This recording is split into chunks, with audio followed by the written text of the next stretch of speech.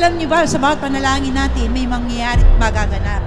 Hindi lang po tayo matututong manalangin. Hindi lang tayo ipoposes ng Diyos ng kanyang kalulatian. Tayo din po ay lalaya. Before the year ends, in this season of the unprecedented, God is calling us again for the fulfillment of His perfect will in this nation and the world. Our tears move God.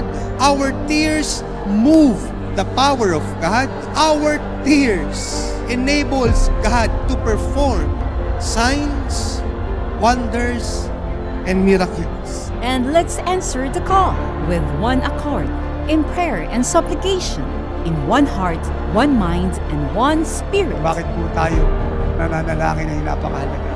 Ang Diyos ay palaging sumasagot sa panalangin. Lord, pray through us!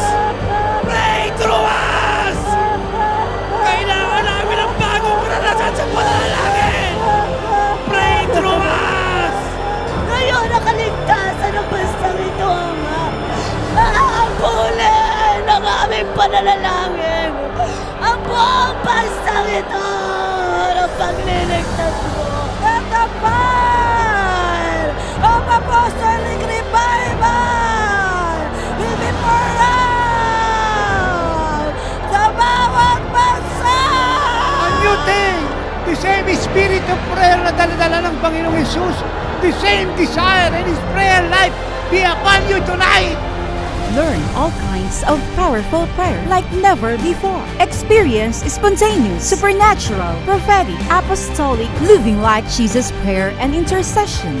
Ngayong nagalak dito sa loob ng 2 araw ay nakatala sa langit pinagpupunyi ng mga anghel.